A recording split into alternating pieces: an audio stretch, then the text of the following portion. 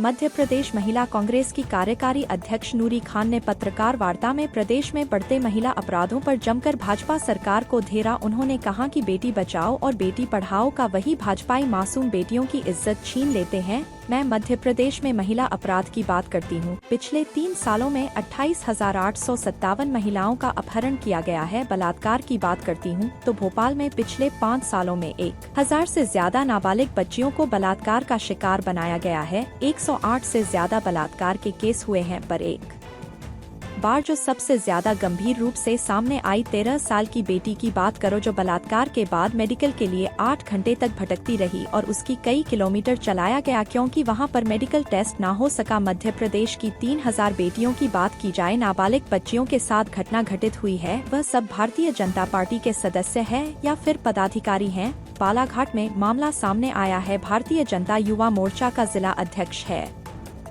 इसे अभी तक गिरफ्तार नहीं किया गया है। 8 दिन में अगर गिरफ्तारी और कार्रवाई नहीं होती तो महिला कांग्रेस सड़कों पर उतरकर आंदोलन करेगी और बालाघाट जिला बंद होगा।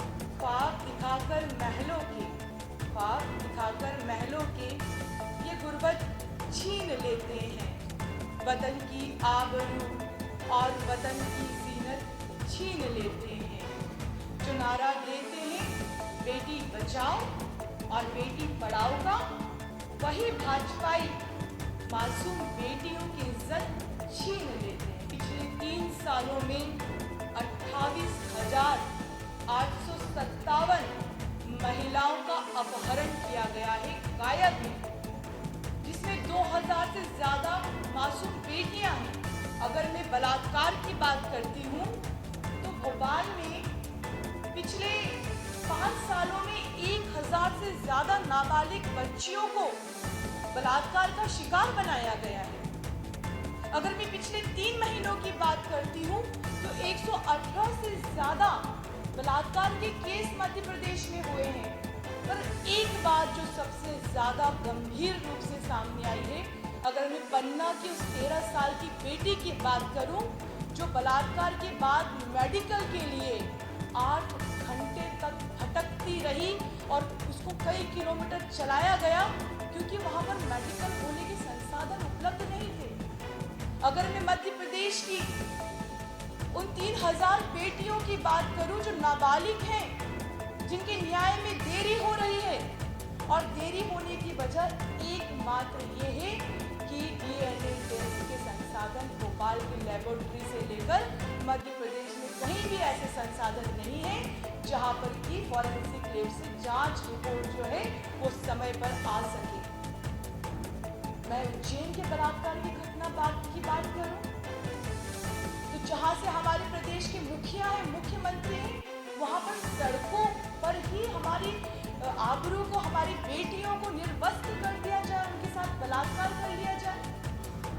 अगर बलात्कारी ऑटो चलाने वाला है तो उसके घर पे बुलडोजर चल जाता है, लेकिन अगर बलात्कारी भारतीय जनता पार्टी के युवा मोर्चा का अध्यक्ष है तो उसे गिरफ्तार तक नहीं किया जाता है। अगर अपराधी गरीब है तो उसके घर पे बुलडोजर भी चल जाएगा, गिरफ्तारी भी हो जाएगी।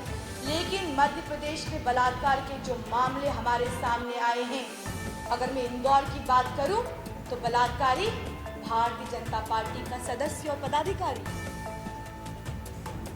मैं भोपाल की बात करूं, मैं उज्जैन की बात करूं, मैं शिवपुरी की बात करूं, मैं गुना की बात करूं, मैं आदिवासी बेटियों की बात करूं, मैं दलित बेटियों की बात करूं, तो बेटियों को हवस का शिकार बनाने वाला और कोई नहीं बल्कि भाजपा के कार्यकर्ता हैं, भाजपा के नामजद पदाधिकारी हैं।